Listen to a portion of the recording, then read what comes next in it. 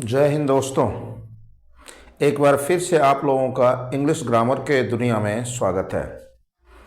आज मैं एक छोटा सा लेकिन बहुत ही महत्वपूर्ण चैप्टर पढ़ाने जा रहा हूं और ग्रामर के रूल्स को कुछ सिंपल ट्रांसलेशन के जरिए समझाने की कोशिश कर रहा हूं। डे टू डे लाइफ में इनका काफ़ी यूज होता है।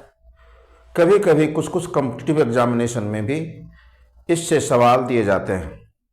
तो आम बोलचाल में, दैनिक जीवन में हम इन भाषाओं का प्रयोग, इन सेंटेंसेस का प्रयोग जरूर करते हैं। अब जैसे हम बता रहे हैं जरूर करते हैं, तो यहाँ पे एक जरूर आ गया, तो इसके जरिए क्या कर रहे हैं, तो हम लोग सेंटेंस पे स्ट्रेस डाल रहे हैं, दबाव डाल रहे हैं। जी हाँ, आप सही समझ रहे हैं। आज मैं ऐसे सेंटेंसेस को, दबावात्मक सेंटेंस मतलब इम्फैटिक, पढ़ाने जा रहा हूँ। तो चैप्टर का नाम क्या हो गया, तो इम्फैटिक हो गया।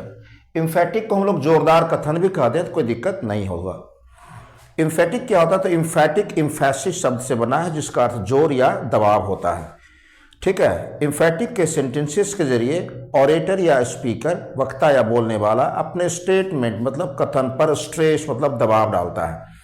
इम्फैटिक के हिंदी वाक्यों में सामान्यतः ही, तो, अवश्य, जरूर इत्यादि जैसे शब्द होते हैं। जैसे आप देखेंगे, तुम उसे जरूर जानते हो या तुम उसे अवश्य जानते हो।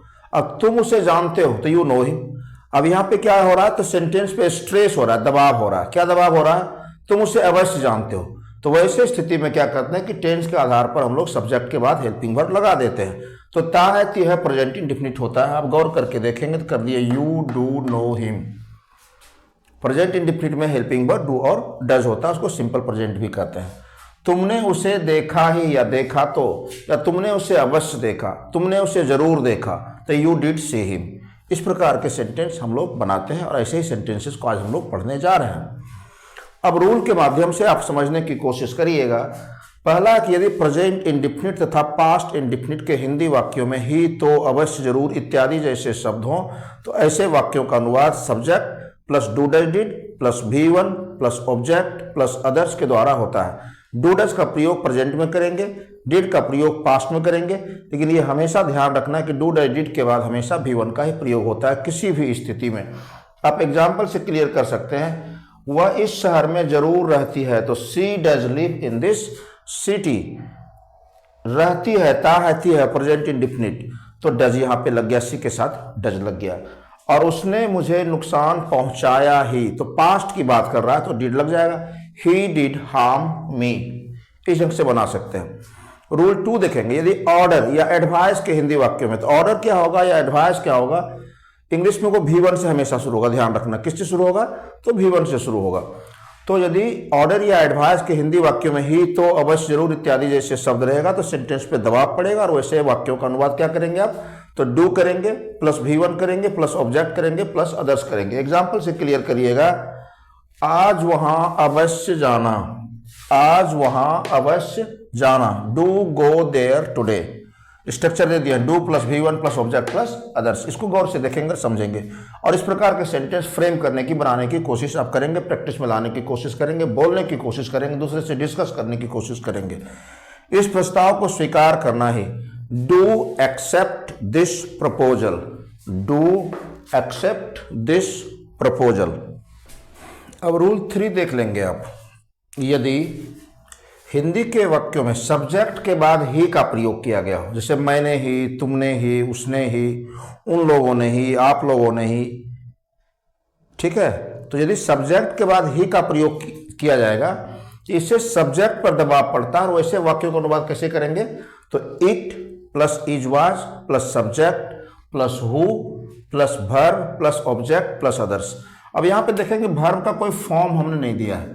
क्यों नहीं दिया है, तो जिस टेंस का सेंटेंस रहेगा according to that tense you have to give the form of verb. उस टेंस के आधार पर क्या करना पड़ेगा, वर्ब का फॉर्म आपको देना पड़ेगा।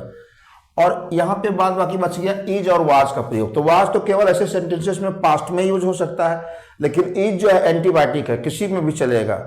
बुखार हो, डिहाइड्रेशन हो, ये घाव हो, कुछ भी हो, सब में चलता है। तो इट जो है किसी भी टेंस में ऐसे स्ट्रक्चर में चलेगा, ये आपको ध्यान में रखना है। लेकिन यदि ऑब्जेक्ट के बाद ही रहेगा तो ऑब्जेक्ट पर दबाव पड़ता है, उसमें क्या करना है कि टेंस के आधार पर बना देना है और ऑब्जेक्ट के पहले ओनली शब्द का प्रयोग कर देना है। एग्जाम्पल से आप क्लियर करिएगा, मैं ही अंग्रेजी पढ़ाता हूं। ध्यान देंगे, मैं ही अंग्रेजी पढ़ाता हूं।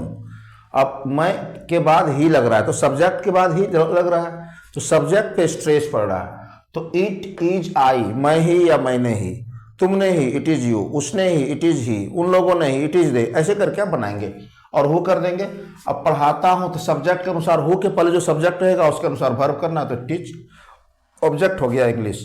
दूसरा देखिए, मैं अंग्रेजी ही पढ़ाता हूं, यहां पे ही कहां आ रहा है, तो ऑब्जेक्ट के बाद आ रहा है, यहाँ पे सब्जेक्ट के बाद आया, यहाँ पे ऑब्जेक्ट के बाद आ रहा है, तो सीधा सीधे टेंस के आधार पर बना देंगे और ऑब्जेक्ट के पहले ओनली आप कर देंगे। जैसे I teach only English, English के पहले हम लोग ओनली का प्रयोग लगा दिए। रूल 4 देखेंगे, यदि हिंदी के वाक्यों में स्वयं, खुद, स्वतः, ध्यान रखिएगा, स्वयं, खुद, स्वतः इत्यादि जैसे शब्दों का प्रयोग किया जाएगा तो उसके लिए हम लोग रिफ्लेक्सिव प्रोनाउन या एम्फेसाइजिंग प्रोनाउन का प्रयोग करते हैं। इसे सेल्फ प्रोनाउन भी कहा जाता है, क्योंकि इसमें सेल्फ या सेल्फ लगा होता है। सिंगुलर में सेल्फ रहेगा, प्लूरल में सेल्फ रहेगा। जैसे आई का reflexive my self, we our self, you your self, he himself, it it self, she her self, they them self. कोई नाम रहेगा तो जेंडर के अनुसार हिमसेल्फ, हर सेल्फ, प्लूरल रहेगा थर्ड पर्सन प्लूरल नंबर तो देम सेल्फ। इस ढंग से करके हम लोग करते हैं। जैसे देखिए, वे लोग खुद यहाँ आएंगे, वे लोग खुद यहाँ आएंगे, तो दे विल कम हियर, और दे सब्जेक्ट है तो देमसेल्व्स हो गया खुद का।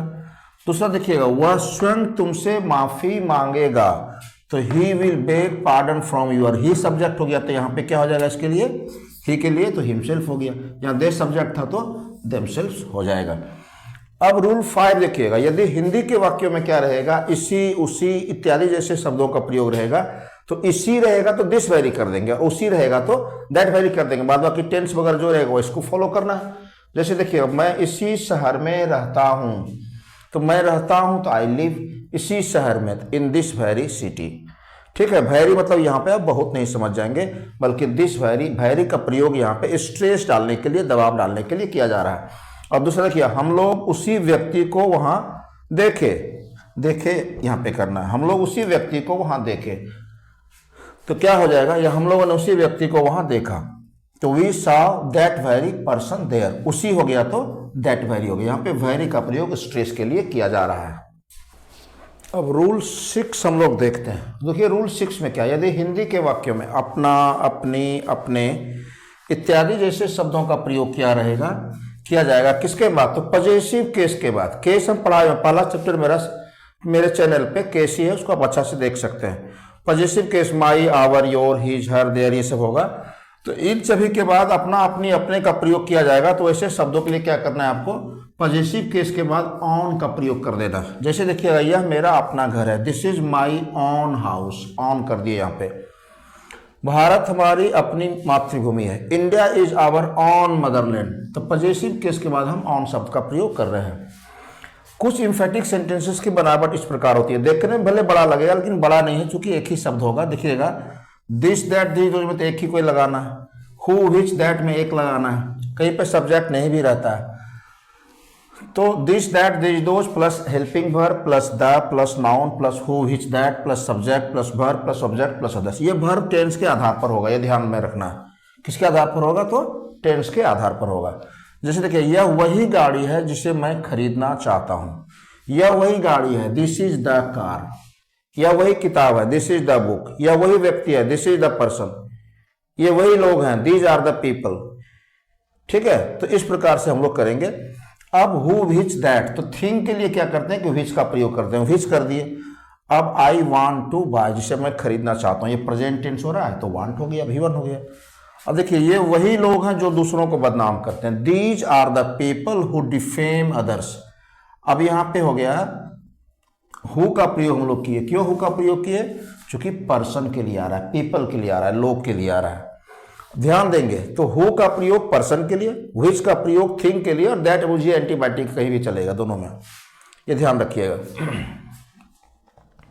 लेकिन एडवर्ब ऑफ प्लेस का बोध होगा, मतलब जिससे, जिसको के बदले जहां का बोध हो जाए, तो उसके लिए हम लोग वेयर का प्रयोग करेंगे। एक एग्जांपल से आप क्लियर कर लीजिएगा, यह वही शहर है जहां हर कोई रहना चाहता है। तो दिस इज द सिटी, यहाँ पे हु, विच, दैट के बदले वेयर कर दिए, चूंकि जहां शब्द आ रहा है तो वेयर मतलब कहाँ भी होता है और जहां भी होता है, तो where everybody wants to live, ध्यान देंगे। तो इम्फेटिक में हमने आपको 7 रूल्स पढ़ाया। ये 7 रूल आप देख लेंगे तो इस प्रकार के जोरदार सेंटेंस बोलने में भी आपको असुविधा नहीं होगी, अच्छा से बोल भी सकते हैं। ठीक है, इम्फेटिक कहीं बनाने के लिए नॉर्मल सेंटेंस देगा तो उसको आप चेंज भी कर सकते हैं। इस प्रकार से मेरे चैनल को देखते रहिए, नए नए चीज़ आपको पढ़ाते रहेंगे। और एक दिन हमने गाना गाया था, तो अगर साथ देने का वादा करो मैं यूं ही मस्त नगमे लुटाता रहूं। तो ऐसे से मस्त मस्त नगमे यदि लूटना है तो आप साथ देते रहिए, निभाते रहिए, और तरह तरह के चीज़ मैं अपने ट्रेजर से, खजाने से निकाल के आपके सामने परोसते रहूँगा। तब तक के लिए जो अभी तक लाइक नहीं किए हैं लाइक कर दीजिए, मेरे चैनल को लाइक करिए, सब्सक्राइब करिए, शेयर करिए, अधिक से अधिक लोगों तक पहुँचाने की कोशिश करिए। और नया चैनल है तो ग्रो करने में हेल्प करिए, ताकि मेरा हिम्मत बढ़े, करेज बढ़े, और मैं आपके बीच अच्छे अच्छे ग्रामर के समस्याओं को सुलझाते रहूं। Thank you.